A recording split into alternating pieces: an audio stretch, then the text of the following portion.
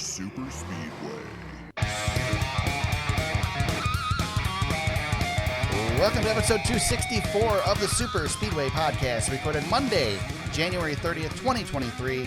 I'm your host, Eric Young, and I am joined, as always, by my co-host, James Cush. James, it's the 2023 season premiere of the podcast. We're there. We're here. Yeah, we're here. I don't know. Eric, as you know, I'm Mr. Shorter Schedule. Right. But it seems like the off season gets shorter and shorter and shorter. I don't even know what happened. It's gone. On some aspects, I feel that way, but I'm also itching to get back. Yes. And maybe it's because football is going longer now. I don't know. I have no idea. I stopped watching football when the regular season ended. So. Yeah, I can't. I just can't. Everything's moving too fast for me. It might just be my whole life. You're getting old, man. That's what's happening. It's not NASCAR's fault. It's my fault. Yeah, that's it. Yeah, you're catching up to me. I got told. You're gonna love this. Oh, I saved this for while we were recording. But this week I was at a function, and was approached by someone. And as they were walking away and were talking to their significant other, they said, "I thought that was the grandfather." About me. I was like, "Whoa, wait a second, hold on, I'm not that old." I'm gonna bust his ass. Right? Yeah, exactly. Exactly. Oh, yeah. good. It's a good thing I don't let stuff get to me, right? Yeah. Yeah, I was like, I don't think I've gotten. I really. I'm pretty sure I haven't gotten a grandfather comment yet. I don't know. And I was like, I don't look that much like my dad, but apparently I must. I don't know. Wow. He's a lot grayer than I am, but maybe I am that gray. I don't know. You don't look old to me. I like to give you a hard time because you act like an old man, but you don't look old. Well, now it's taken its physical form. So yeah, I guess. the foundation was laid many years ago, Eric. So now I really am turning into Larry David right in front of our eyes. So. Yeah, that's funny. Yep. Oh my God! Wow. So that's how my off season came to a crashing halt. So yeah. But here we are. We are less than a week away from the Clash. The Clash. I am looking forward to this one. It's a little weird because we kind of start and then we have a off week already right after it before we go to the 500. So it's a little weird. Not quite the same as it used to be, but at least we get to do a different thing. Before we get into the news and all that stuff and our discussion, I did want to point out I'm sure if you're seeing the podcast and you're listening to the podcast, you saw the cover art. I appreciate everybody for voting. We chose the Darlington cover, so that will be our cover art this year.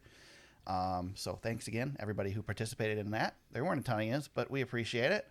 Made it a little easier on us, I guess. It was close. It was a tie, James. So right at the end, we had a tiebreaker at the very end. Mm-hmm. Somebody came in at the last minute and voted. So, yep, that's fantastic. Yeah, it's like I said, I think on the last episode, the North Wilkesboro one is so awesome. Yeah, but that Darlington one is a no-brainer any other time. So right. I feel like the right cover art was chosen. Yeah, that Darlington one's pretty badass. So. I'm good with it. Yeah, I don't think we could have went wrong with either of them. So, but I'm happy with it. The Darlington one really was my favorite. I just felt like there was some nostalgia with the North Wilkesboro one that was necessary, but a worthy challenger. That is for dang sure. It was a really tough choice between the two. Exactly, and I don't know. I kind of like that you did that. Yeah, that was fun. I don't know if we talked about it on the podcast. You and I have talked about it, but just a heads up for everybody listening, we're going to change format. I think a little bit this year. Instead of doing complete race breakdowns and all that stuff, we'll kind of just do some topics of the race that we want to discuss as we go, and we'll mix that in with the news and all that stuff. So a little bit different this year. You kind of get a little taste of it tonight with some of the news, but it's kind of, similar to what we've done before. Just we don't need to go in the full race recaps. We want to just kind of concentrate on the things during the race that are worth talking about, and we assume most of you guys have watched the race, so or at least know what happened in the race. So we don't need to delve into all the little silly little details. So hopefully that'll change the format up, speed things up a little bit this year, and just kind of change things a little. Yeah, and I think too with news, hopefully you're listening to our show and you want to hear our opinions on things, and I think that's where, we'll be able to, add a little bit of value to the news that you already get to see. Everybody's on Twitter or whatever these days, and they can they can see the news, and maybe they miss something here and there, but for the most part, I think it gives us a chance to kind of share our opinions and what we're thinking or where we're coming from, and I think that adds a little bit of adds a little bit of meat to what's going on. If you're a fan of the show, so I think that's going to be a nice little caveat for what we're trying to do. I kind of like we've been doing this for a while now, so. Right. A little bit of a format change is going to be a good thing, I think. Yeah, I don't think either of us are fooling ourselves that we're breaking news to you guys. You guys mostly have heard this stuff already. You're tuning in because you want to hear us talk about it. So that's what we're going to do. If for some reason you don't like the format, give us a shout. Let us know. We'll gladly look at changing things up again. But that's kind of what we're going to spin forward as we go through the season. Yep. So otherwise, it's going to be the same podcast you know and love. We'll have the fantasy league back. James will be getting that set up, I hope, because I'm not doing it. Yeah. Next. Boy, I better. You know what? I better get that ready for the next episode. Yeah. So, yeah, we'll get an announcement. We'll push it out on Twitter. I'll make sure that we share it and maybe put it on the Facebook page as well, so we have all the access. I will take care of it this week. Let's get it ready. Let's get it early. Actually, last time I checked, last week they weren't ready to put the new leagues out just yet. So I'll check back in this week and. We're recording on a Monday, so right. I got an extra day now. So I'll make sure that we are ready to roll. Hopefully people will keep showing up. I know I kind of, ruined the fun last year for everybody. So we'll get that happening again for sure. Yeah, I will put up a good prize for somebody who will beat James. That's all I'm going to say. I'm not going to tell you what it is, but it'll be worth it for you. Remember when Dale Earnhardt was in the midst of his domination in the early 90s, and he won in 91 and 92, wasn't it? No, it was 90 and 91, right? He won 90 and 91. Right. And then in 92, he just had a horrible year. Yeah.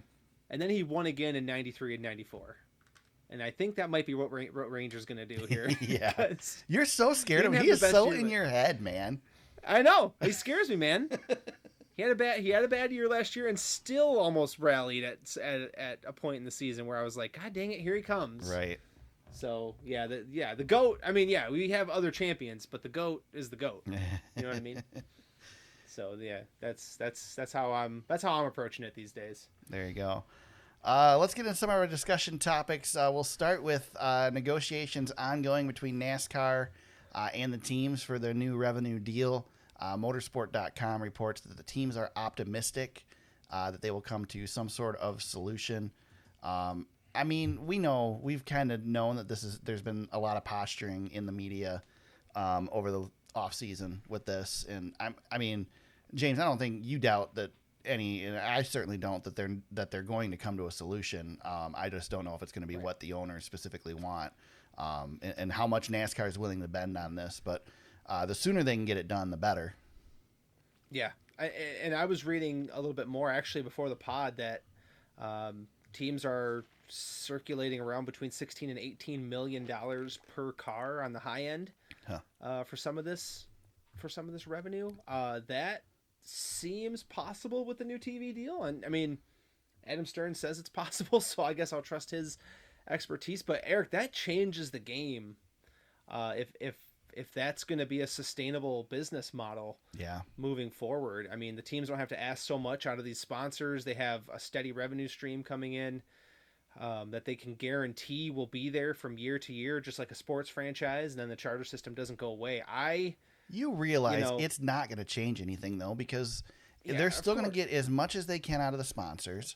And they're going to try, yeah. Yeah, and if the economy turns around and suddenly there's a bunch of sponsors waiting to get in, we're just going to end up back in the same situation again.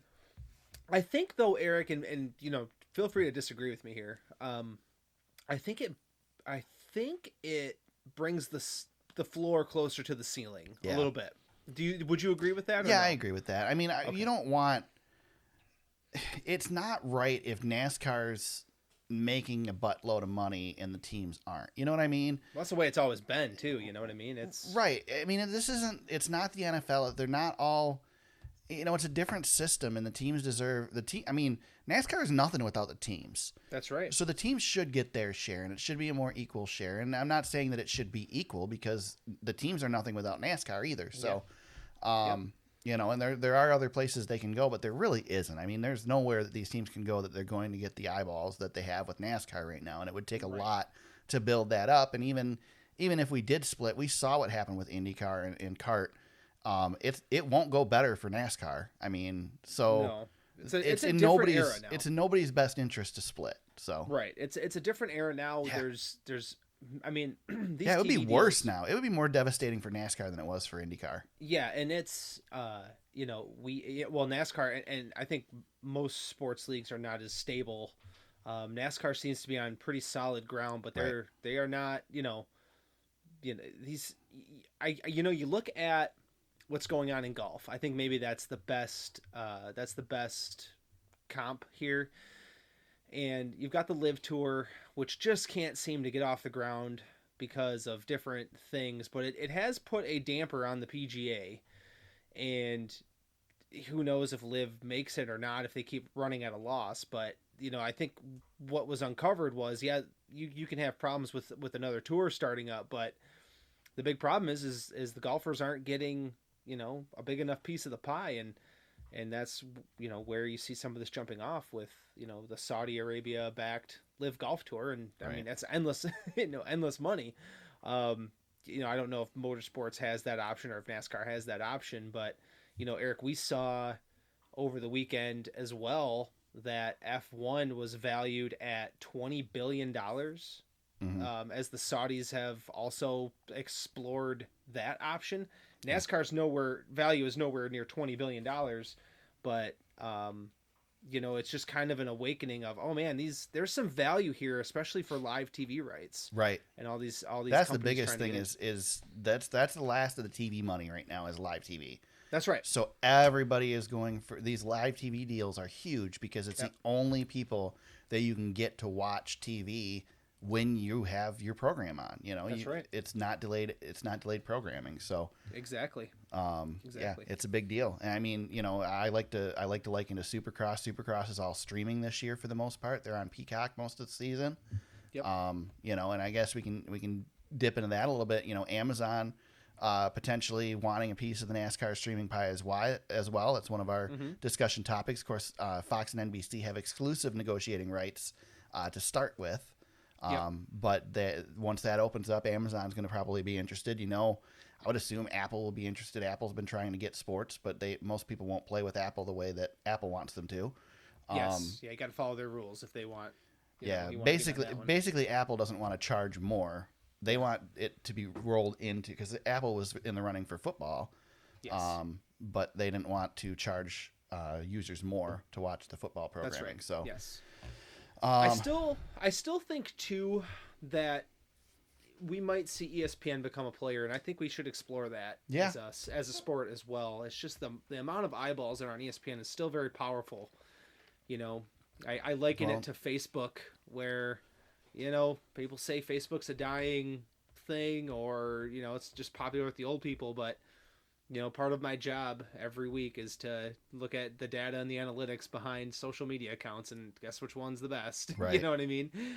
So I think that there's still room for ESPN. And as you see them getting into SRX, I wonder if there's some interest there for a smaller piece of the pie too, to maybe get involved. But it's tough because Amazon can come in and pretty much name their own price. Right. And it's they can outbid anybody. Yeah. So we're gonna find out what NBC and Fox are able to do here. I'm glad that there's another player looming, especially a tech giant like Amazon that's got the funds. I think it's gonna, honestly, Eric, it's better for NASCAR for these companies to compete against each other and give these teams a bigger piece of the pie too. I hope it's Amazon or Netflix or ESPN Plus, because I have all those services. Yeah, me too. Yeah. I don't want to buy another one. Yeah. Don't go on Paramount, please. I don't have a Paramount subscription. I don't think Netflix is ever going to get into the live game at this point. I think if Netflix did anything, they'd do Formula One, probably. Yeah, if they could, but they couldn't even beat ESPN out for that one. Yeah. So I just don't know if it's in their business model to. I doubt it. Netflix has got enough going with what they've got. And now they're going to crack down on password sharing, and that'll crank their revenue up for a while. They won't need live sports for a bit. Yeah, of course. Yeah, they will be fine. Yeah. Let's see. Where do we want to go next, James? There's all kinds of stuff. We have an official tequila of NASCAR. Cabo Wabo, baby. Cabo Wabo. I just put this in here for the hell of it because it's just good for a good laugh. Well, every time I hear Cabo Wabo, I think of the movie Grandma's Boy. Yeah, and it just makes me laugh. So I mean, it does. There's a little bit that has always bothered me about alcohol sponsorships in a driving series. But they've always been there. I know they've always been there. Nothing says NASCAR more than alcohol and smokes. Right. Yeah. Little lightning darts. Yeah. So I was not aware that there was not an official tequila of NASCAR, but now there is. So there you go. I thought what's Dale Jr.'s tequila? High Rock. Yeah, he doesn't have the money to pump in that Cabo Wabo does apparently.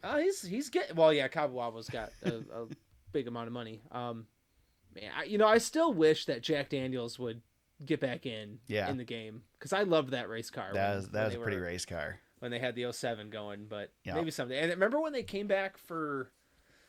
That was a couple years ago now, but Austin Dillon ran the Jack Daniels ski. That was always my favorite. I don't know. I really like the old Crown Royal cars. The Crown Royal cars were good. I like the colors. Harvick ran some good Budweiser schemes too. Yeah. Oh, Budweiser's had great schemes along the way. Yeah, along the time. But yeah, Cabo Wabo's a new one. So we'll see how that goes. There you go. Any doubts of Chase Briscoe losing his ride over to SHR are out the window now? He's signed a multi-year agreement. What do you think of that, James? I love this move. There's a few reasons for it, and feel free to interrupt me as I go here, but I got a couple of reasons. Oh, don't worry, I will. Oh, good. Okay. So number one, I think Chase Briscoe showed that he's the future.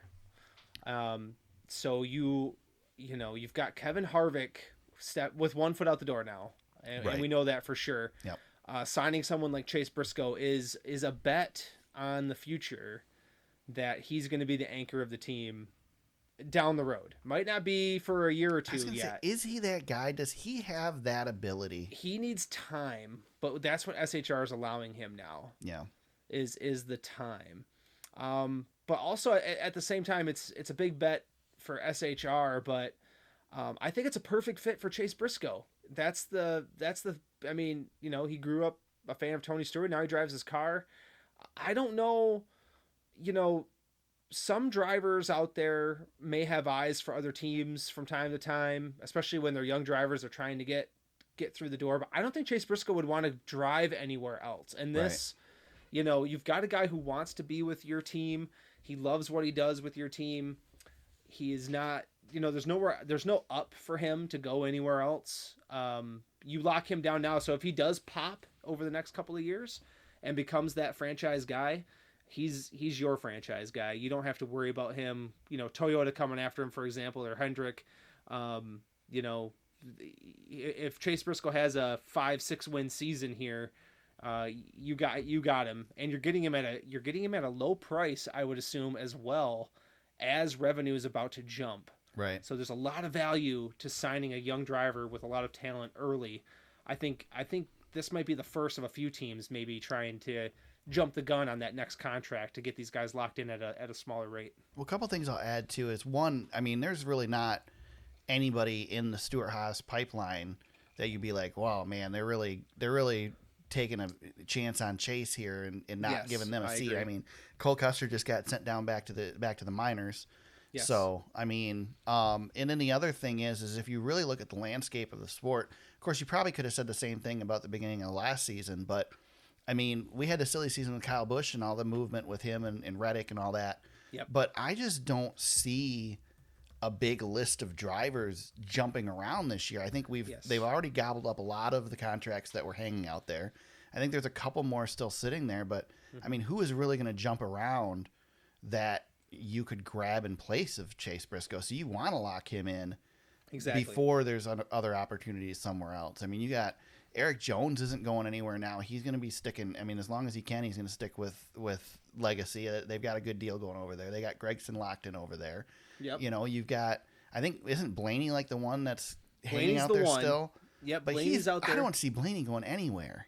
No, unless I don't know, but I still think I still think Stewart-Haas Racing goes after a whale if they can. Yeah. Well, why wouldn't you? Especially you're opening up a seat next year. Yeah, I and don't see not them only are moving... you opening up a seat, but you're opening up a championship seat.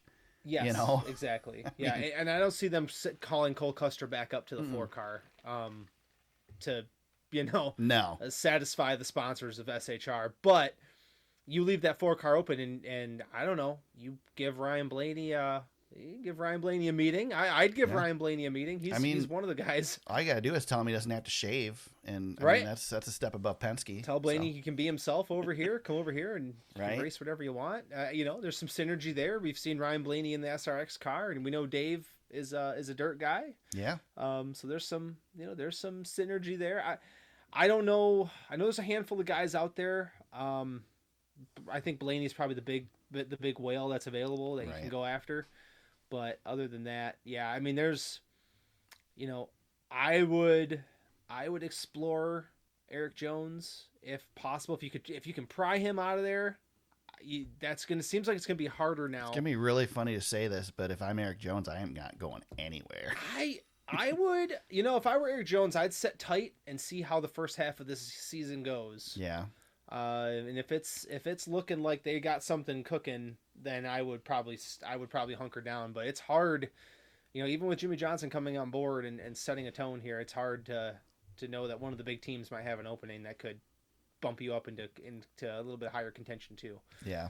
So yeah, but I think as much as I love Eric Jones, I think the first guy on the list has to be Blaney, and then you go from there. But Eric Almirola is probably coming back, I would assume, again. Yeah. I don't think he's going to retire like he wanted to. No. It's going to be tough because Stewart-Haas could have a couple of seats still open. So yeah. we're gonna find out here how this goes. They're in an interesting spot. Yes, they are. Let's see. Tony Stewart's back. He's going to be in the booth at the Clash, which we'll talk about here in a little bit, in the Daytona 500. Good to see Smoke return into the booth, I think. I like it. That'll be good. He brings some good insight to those races. He did a good job last year. Loved hearing him during the 500. What better person to have than the guy who almost won it a bunch of times and never got that win. So he's keeping the seat warm for his current driver at 4-car until he gets that job next year. Exactly. Yeah. But Tony does a great job in the booth. The more we can hear him, the better. He's good insight. In spots. Absolutely. So, yeah. I like him doing spots. I don't think he wants to do a full-time run, but you get him, bring him in. He's got too much stuff to do. He's got to go drag race. He's drag racing. He's SRX racing. Yeah. I was worried about him not racing SRX, but he's posting on Twitter. He's got his SRX shirt on, so I think he's racing, man. So good deal. I was getting a little worried about him, but he's okay. He'll be fine. Somebody who's not racing, James Elio, is not going to run the 500 this year. Yeah, didn't come together. Yeah. I thought for sure that was going to be a thing, but maybe next year. There's a lot of, it's going to be interesting this year in the duels. Yes. To see what happens. I was listening to, I think it was Corey LaJoie's podcast.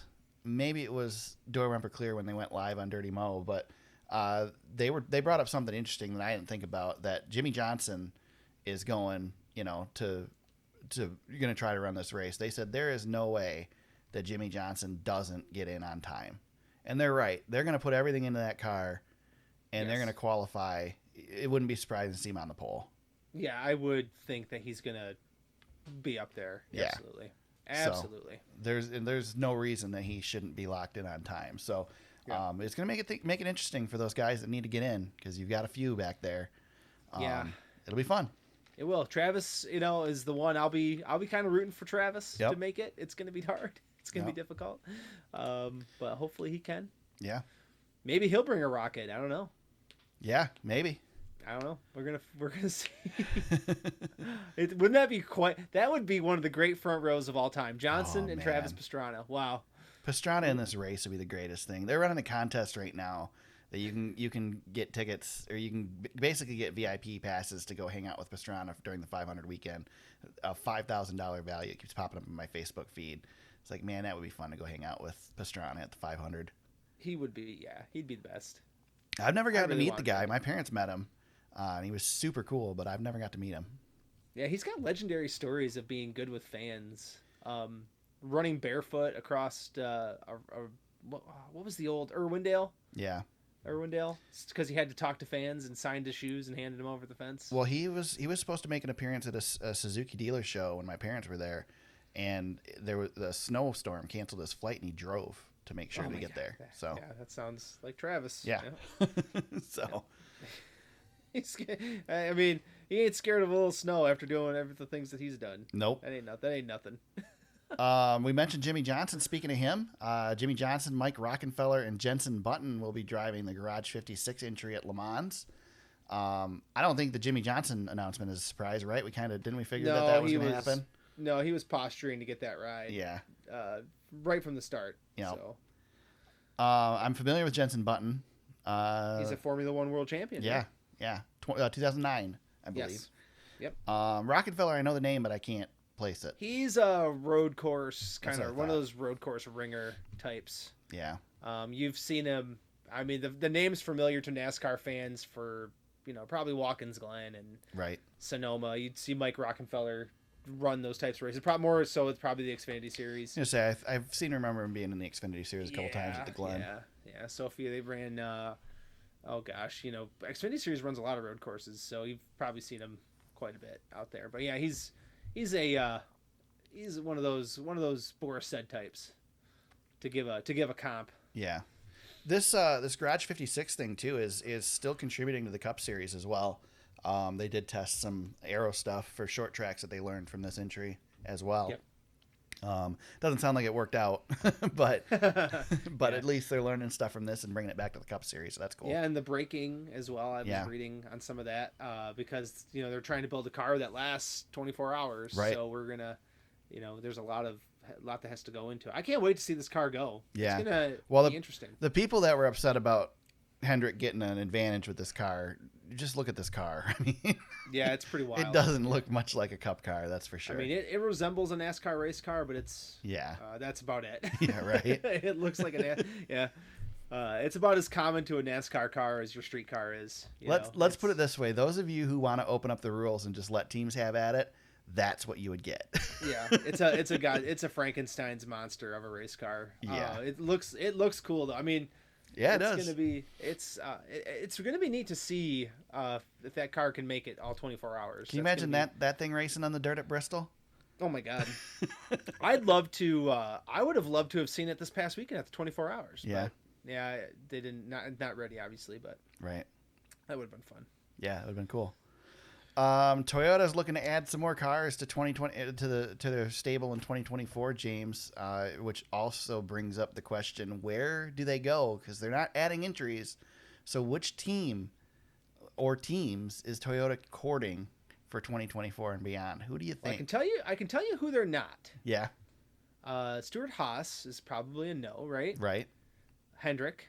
Yeah, Hendrick's not going anywhere. And I would say Richard Childress as well, because they just let Kyle Busch wander on over there. So they probably aren't going to... You would think. Probably aren't going to go sign with Childress. Yeah. And any of the... there was a time where I would have said, there's no way Jack Roush would ever go with a Toyota. But that might be the one to watch. That might be the one to watch. Well, I really think that team is a lot less Jack Roush now. Yes, I think think so. A lot more Brad Keselowski. Yeah, would you rather be the third Ford team or the second Toyota team? Because I think you could. I know we have a lot of high hopes for 2311, but you could leapfrog 2311 if you went with Toyota. I think. Yeah. I don't know. It's more of a possibility. It's tough because that could be a lateral move for an RFK. But it could be a big boon for them as well. So you gotta, I guess, weigh the options. But Toyota's got a pipeline problem. Yeah. And it was definitely identified with Kyle Busch and Ty Gibbs this past year. Yep.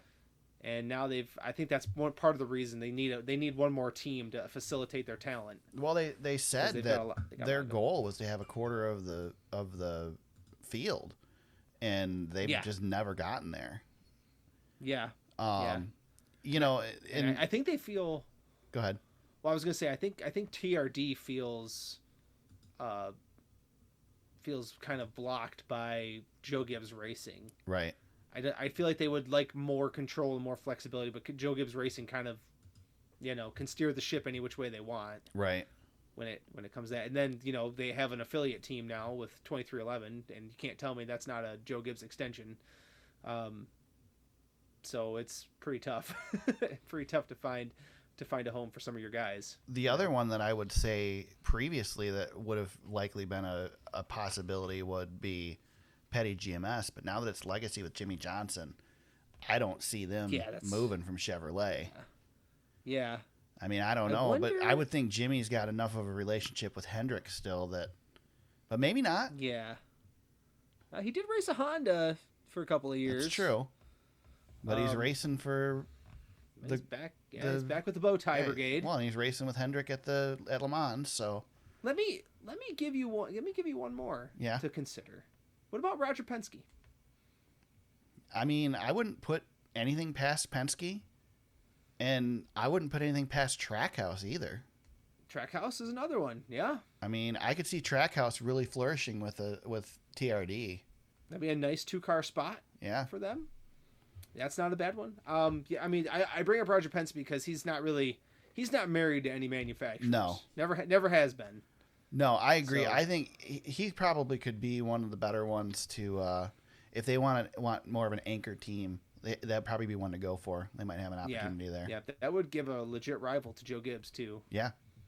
Man, it would be a step up for Penske, you would think, because they're not. I mean, they're not the top of the list on the Ford teams.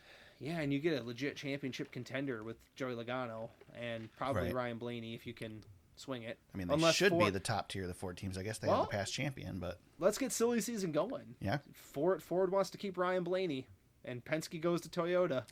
Yeah. Slide on over to the 4-car. That's true. Yep, there's some get the rumors going, baby. Let's go. There you go. The only other thing we got on our list here, Indianapolis Oval, likely coming back sooner than later. I don't think this is any surprise, James, because I know that there was talk about it last year. We almost thought it would come back this year. One thing that was interesting in this article, though, is that they hinted, Doug Bolts, president of Indianapolis Motor Speedway, commented that they may look at something to where they rotate it and run a year on the oval and a year on the road course and back and forth, or a couple years here and there. I mean, it's a way to change things up and keep it interesting, I guess. I really want to see this new car on the oval and see what it does. Yeah, just bring it back. Yeah, the road course was a fine experiment. Let's just put the oval back out there. I just think that there are races that the prestige is more important than the quality of the race. And I think we're going to see that with the Chicago Street Course. Again, we're not doing the Chicago Street Course because we think it's going to be a terrific race. We're doing it because of the importance to the sport. And I think that the prestige of racing at the Brickyard is much more important than having a good race there in the long run. And I don't think the oval races have been terrible races. We've had worse races. I mean, Texas races have been worse than the oval races were at Indy. Yep. We've been running the Coke 600 for a long time. Yeah. Not the greatest race. No, exactly. This year it was, or last year it was, but not usually. Yeah. Everybody, when everybody talks about, some of the stinkiest races of all time, it's the Martin Truex Jr. Domination at the Coke 600, where he basically led 590 laps. Well, how many? Or 590 miles. How many forgettable races have we run at Pocono? But we don't want to get rid of Pocono because it's a unique track. Exactly. You make the races a little shorter. Yep. Yeah. So I don't know. I hope it goes back to the oval. Like you said, the thing is too is when we had 2 road courses, the experimenting with the 3rd road course was kind of cool. But now we've got so many road courses, we just don't need the extra road course. Right. And I'm still in favor. I know some people are, a lot of people aren't. I'm still in favor of keeping the Roval at Charlotte because it gives you 2 races at Charlotte without running the same track. Yep. But we don't run twice at Indy. So if we're going to only run there once, I think we should run the real track. Right. I'm with you. So there you go. Yep. James, race season starts this weekend. Oh my God. It is the Busch Light Clash at the Coliseum. Big news this week. Rob Lowe's the Grand Marshal. Oh my God. Whoopity doo. Oh man. But seriously though, what is your... Oh, I see what you did there. Yeah, right. I didn't actually mean to do that. That was completely on accident. I caught it. Completely on accident. This literally is going to be a great race. Yes, No.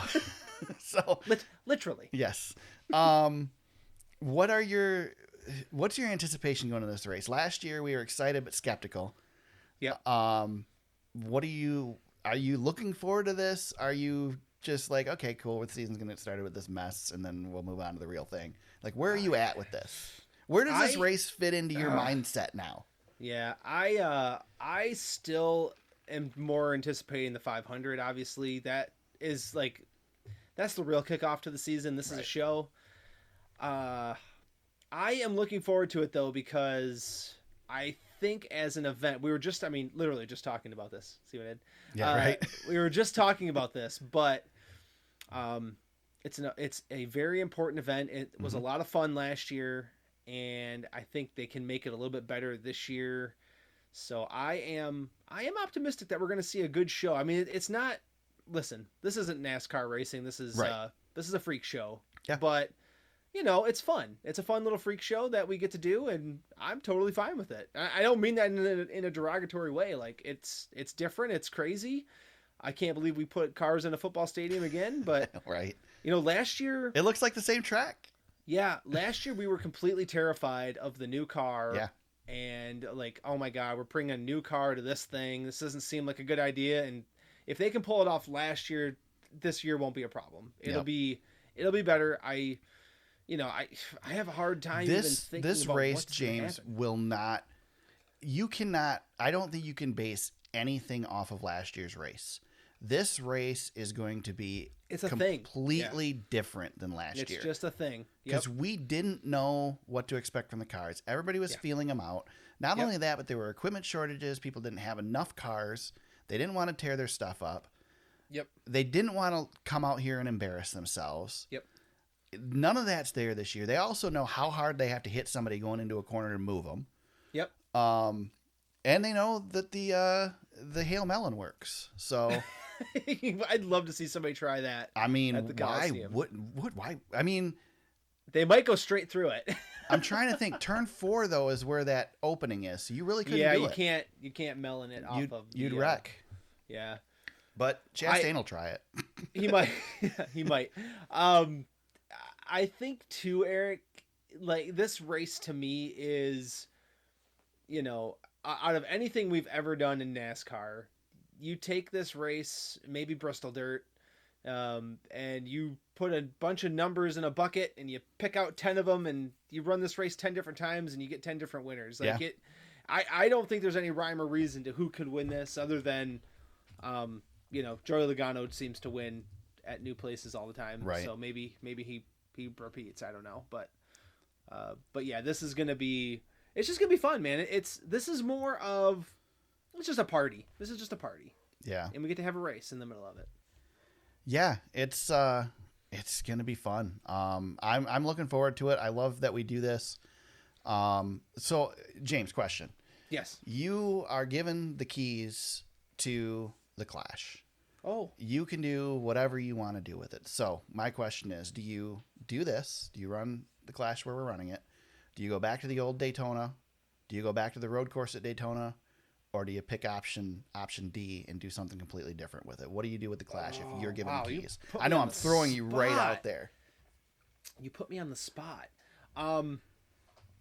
Honestly, if you asked me that a year ago, if you asked me that 1 year ago, I say go back to the regular Clash. Yeah. Couple pole winners and let's just that was race such a them for crap 75 show laps. though. Yep. But that being said, the game has changed now.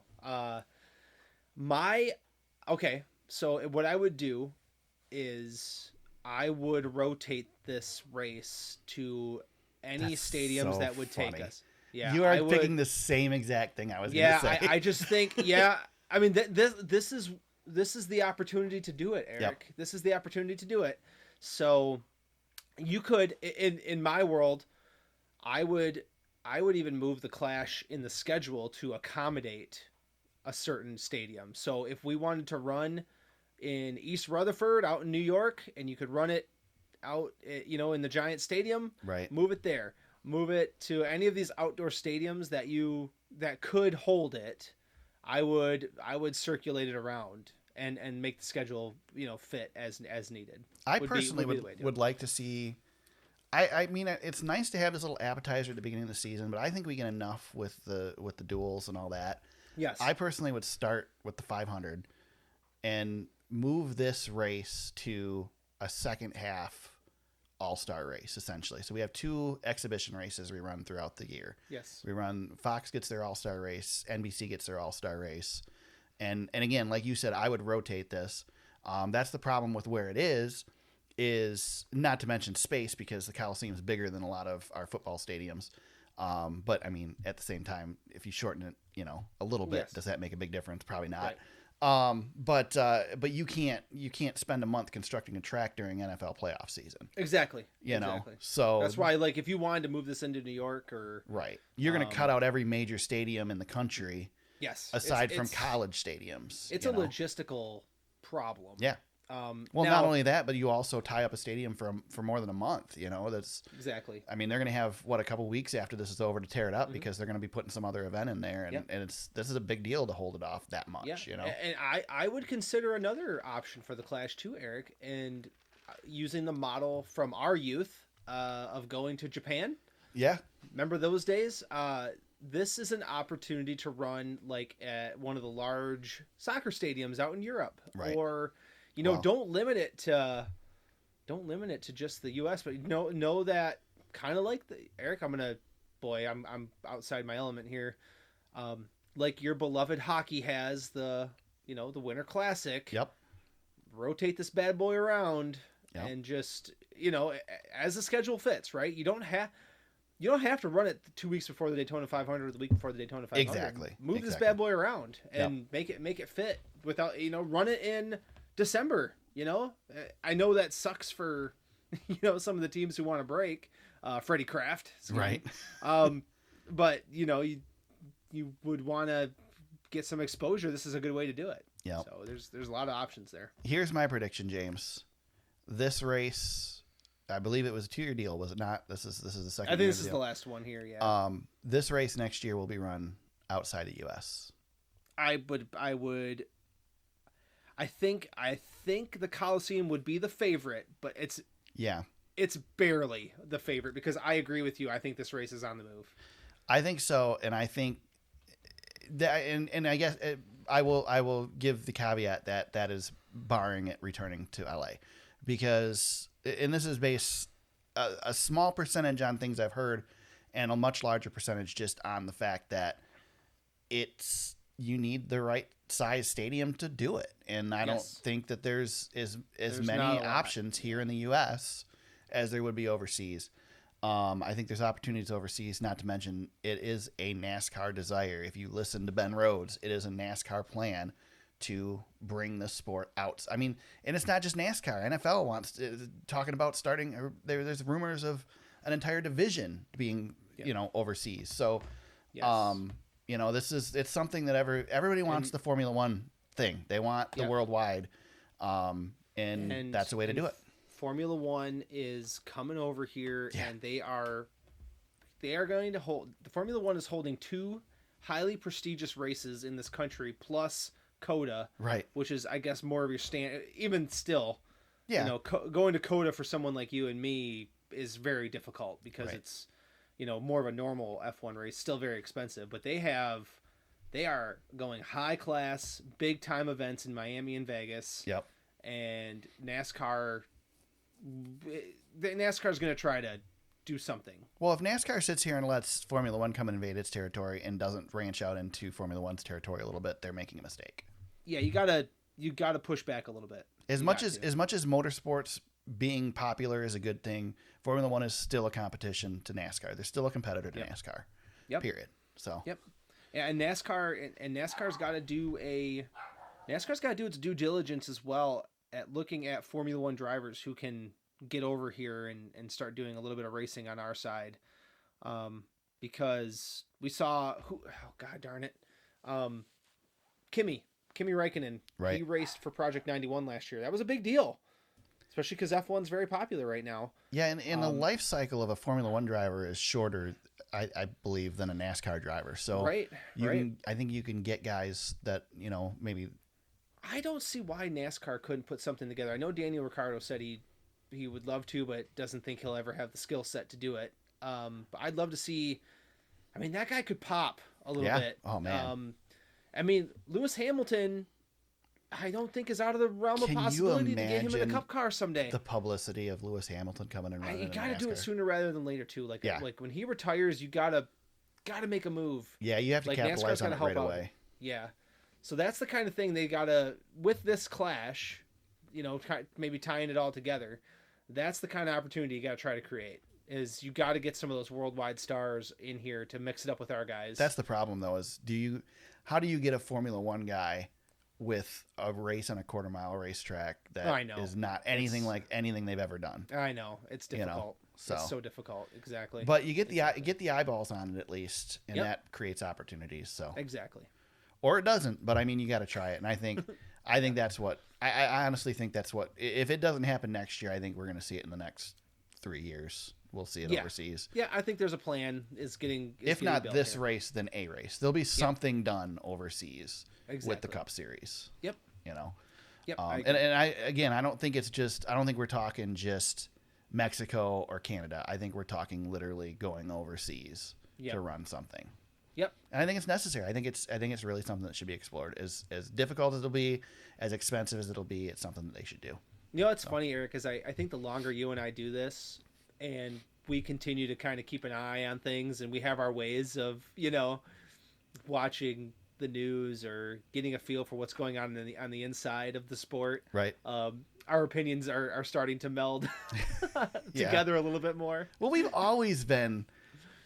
As much as we disagree, we usually end up coming to about the same. We disagree to a point, but we always end up on some sort of common ground. Yeah. But yeah, I just think it's hilarious because it's, I mean, we got a good feel for, I think, what NASCAR's trying to do. Yeah.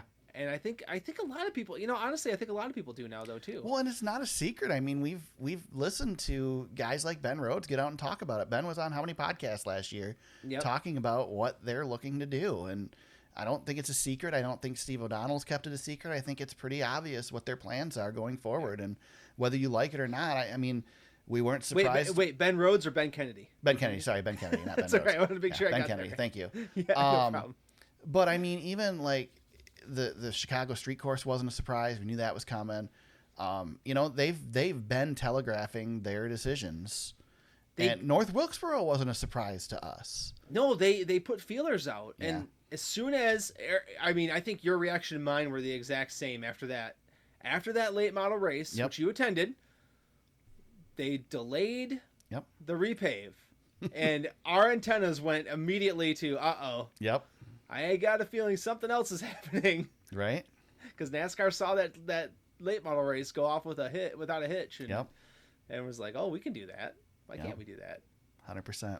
Yep. So I think that's just, I think too, this is just one of those things like, there's not a whole lot of, NASCAR can do a lot with the schedule now. We know that. COVID taught us that. There's a lot of things that can change with the schedule, but you can't change everything with the schedule. But this gives NASCAR an opportunity to, this type of race gives NASCAR an opportunity to really get out of its comfort zone and do a few things. So I think that, this race, at one time, this race was a nice way to award drivers and teams for, the previous season, but that's gone. That's not necessary anymore. Exactly. We don't need to do that anymore. This has to be something else. Yep. And I love that NASCAR was not afraid to evolve. As skeptical as I was in the beginning, I'm glad that they, came to a good conclusion here to do it this way. So there is a lot more interest in this race, I think, even from our aspect, James, than there would have been if we were going back to Daytona to do it. Oh, of course. Yeah. I mean, we wouldn't be doing a podcast 2 weeks before the start of the season because of the Daytona Clash. Yes. Yep. So, on that note, I'm going to give you first pick because I won the championship last year. This doesn't count for points. No, it doesn't right? count for points. Oh, good. Okay. This is just throwing it out there, your thought. Give me a pick for the winner of the 2023 Clash. Since there's no points, I'm gonna wing it a little bit. I was thinking about it too. Yeah, Actually. you know what? Justin Haley. That's funny. That was who I was gonna pick. Oh my God, we're getting too similar now. All Yeah, give me Justin Haley for fun. right. I'm gonna go with a guy on a old new team, and I'm gonna go with Eric Jones. Good. With Legacy. So I was kind of hoping the Jimmer would try this race, but he's got more prestigious things to try. right. Speaking of I gotta ask you this. Yeah. Speaking of the Jimmer, did you see Denny Hamlin's comments on his new podcast about Jimmy Johnson? Yes, about not wanting him to come back. Yes. Yes. Oh my God. Speaking of which, I cannot wait for Denny Hamlin's new podcast. Oh my God. So good. Yeah, I heard it. And did you see that Denny's also making the rounds bitching about the championship format again? Oh, honestly, I can't believe I'm going to say this. He's got a point. Oh, jeez. Let's put it this way. So Matt Weaver posted something today. He shared out, or the other day, I don't know, today, yesterday, whatever. It was the anniversary of them announcing the playoff format that we currently have. Yes. And he reshared his post about it and commented that despite the fact that it takes the prestige out of the title, he much prefers this format. And I think that was the best way to say it. Like, I do believe that winning a championship is less of a prestigious thing now than it used to be because of this format. But it also is way more interesting than it ever was before because of this format. And he is pushing his agenda as much as he. I know what he's doing, and I think everybody knows what he's doing. He's doing a thing. He's trying to protect his. He's just trying to protect his legacy a little bit. Denny doesn't have to protect anything, though. Denny has done. Dude's got 3 Daytona 500s. I mean, right? 3 Daytona 500s. I'm right on that. Yeah. Yep. The dude's got. He's won everything but the championship. He has nothing that he needs to protect. As much as people want to compare him to Mark Martin, James, I would go so far to argue that he is higher ranked than Mark Martin. On the whole, he'd be on the Mount Rushmore before Mark Martin would. Let's put it that way. I know Bianchi and Gluck are doing their 75 drivers of all time list. I listened to their podcast talking about it just a little bit. I don't know what to do with Denny Hamlin. I haven't put enough thought into it just yet because I'd like to maybe put my own list of, I don't know, top 20. I'm not doing 75. I'm sorry. No, that would be fun. Maybe that's something we need to do this season. Yeah, I would like to put our list of the greatest of all time together. I'm wondering how far down the champions poll I have to go before I find myself saying, I can't go any farther. Denny Hamlin's got to be on here now. Yeah. Because he's yeah, I disagrry with that guy quite a bit, but he's still one of the greats of all time. He wasn't clutch. And right. I mean, there's a few moments where he could have won the title. As he said in that podcast clip, he said that he regrets racing in the Jimmy Johnson era, and he's not wrong.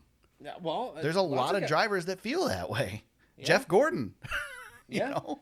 That's why, Eric, I've said this on the pod before, and I'll say it again, but that's one of the things as a Tony Stewart fan, I was most proud that he was able to get a couple during the Jimmy Johnson era because it was, to be a multi-time champion. Kyle Busch, same thing. Kyle Busch got 2 somehow in the Jimmy Johnson era. I think that, sorry, I know it stinks that Denny went up against him, but Denny could have taken one of those titles away from him and had the championship lead against him at one point. So it's not just that he was racing against Jimmy Johnson.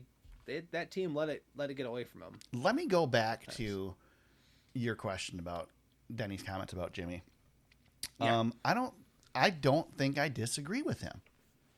I also am very concerned. Do you really think Jimmy Johnson, aside from maybe at Daytona, do you really think Jimmy Johnson is going to get back in a cup car that everybody else has an entire year of driving that he doesn't? Do you think he's going to get back in this car and be competitive on a part-time schedule? I mean, if the parity of this car is what it is, no way. Eric, I'm telling Not you, in he's a million better. years. Jimmy's going to come out and he's going to run 15th. Jimmy's better still than a lot of guys. He's going to run 15th on a good day. That's fine, but that's pretty good. That's pretty good, but when you're a 7-time champion and you have the legacy that he has. His legacy's set in stone, though. But so was Richard Petty's. But how do you remember Richard Petty? As a race fan, how do you remember Richard Petty? I remember him more for off the track as the ambassador. But I remember Richard Petty as the guy who they had to change the rules in NASCAR to get him to allow him to race. Yeah. I remember the Richard Petty with the towel hanging out of his mouth that looked like he was going to die every time he got out of the race car. Yeah. I remember the Richard Petty that didn't win. I remember Darrell Waltrip that way. Yeah. Yeah, exactly. That's what I'm saying. Like, I don't want to remember Jim. I'm not going to remember Jimmy Johnson that way. You're not going to remember Jimmy Johnson that way. But people that start watching the sport right now are going to remember Jimmy Johnson that way. I don't know, man. I hope he comes out and he's competitive, but this is the NASCAR Cup Series, James. These guys are the best in the world.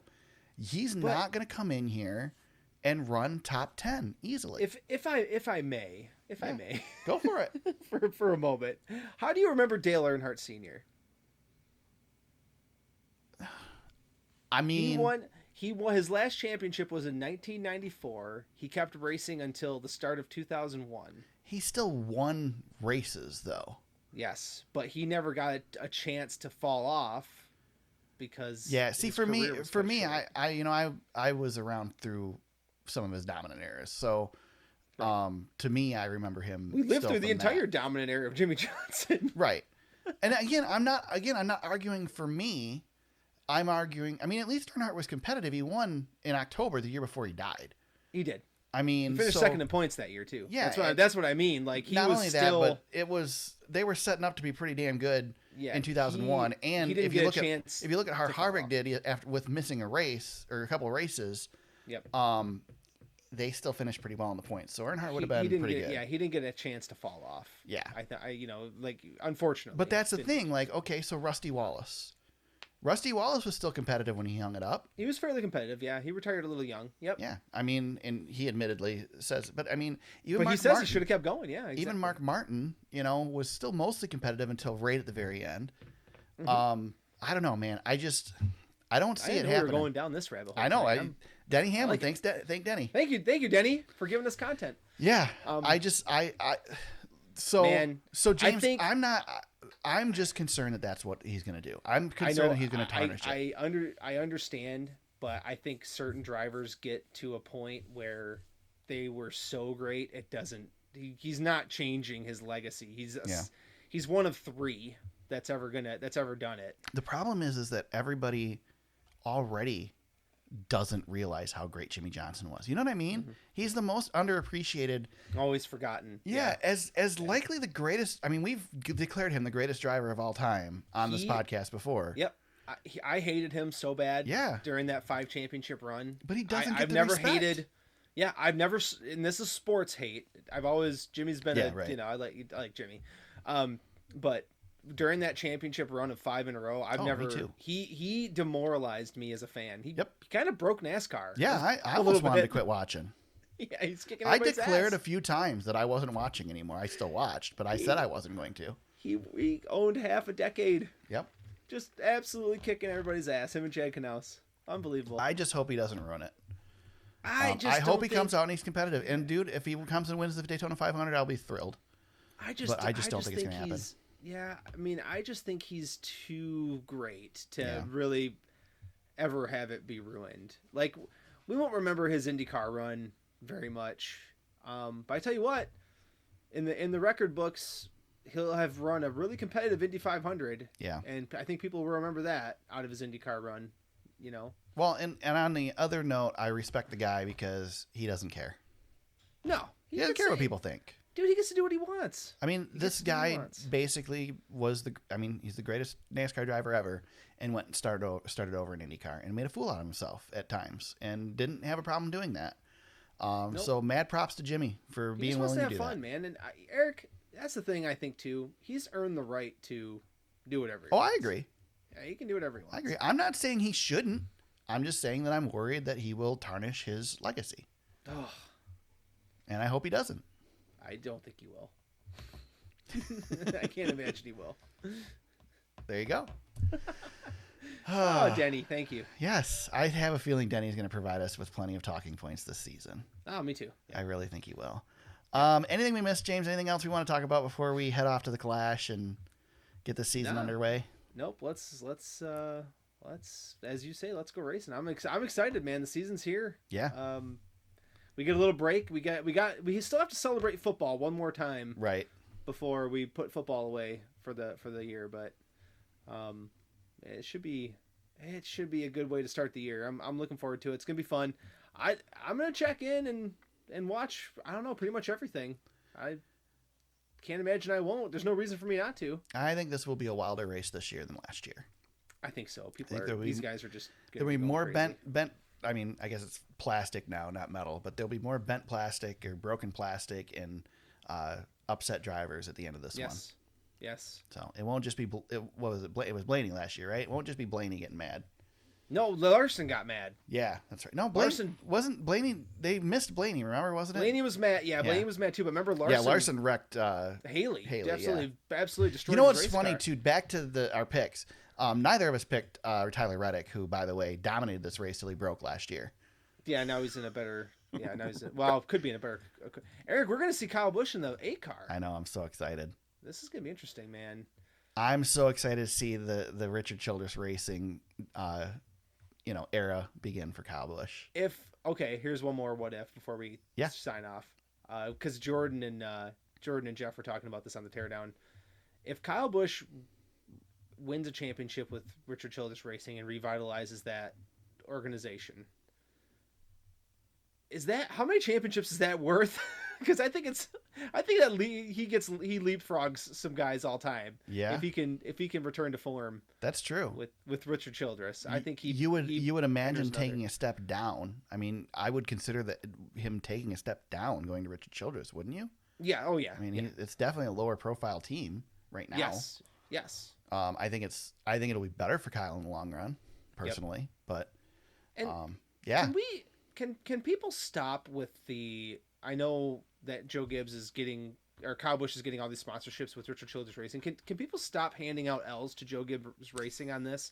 Because I gotta tell you, if Joe Gibbs wanted to get sponsorship for Kyle Busch, they would have gotten sponsorship for Kyle Busch. Right. They never wanted him back. Yeah.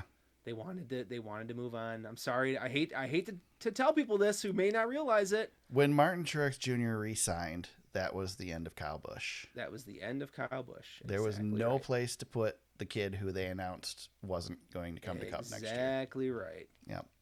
So Richard Childress Racing doesn't win over Joe Gibbs Racing because they got sponsorship for Kyle Busch. Right. And that's naturally going to happen when you are spending a little bit less than you would have with Joe Gibbs Racing.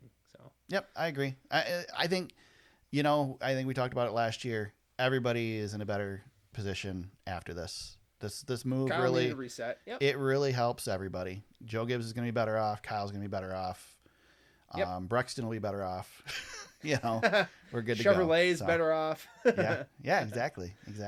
Yeah. Oh, we get to see Ty Gibbs in the 54 too. Yeah, there's gonna be a lot. This is kind of cool. New faces, new places. Yeah. It'll be fun. It's gonna be good. Yep. Really fun. James, as long as Twitter remains, where can they find you on social media? At James Cush on Twitter. That's where you can find me. Find me at TSuperspeedway on Twitter. You can find the podcast on Facebook at facebook.com/TheSuperspeedway. Our website is thesuperspeedway.com. You can find old episodes of the podcast, show notes, links to articles we've discussed, past race coverage, photos, and much more. You can find the podcast on Apple Podcasts, Spotify, Google Play, Stitcher, and SoundCloud. Wherever you found us today, we hope you subscribe and continue to listen. We'll be back next week to break down the Clash, get a head start on the rest of the regular 2023 season. It's time. Race season is here. Everybody, we'll be back next week. Until then, let's go racing.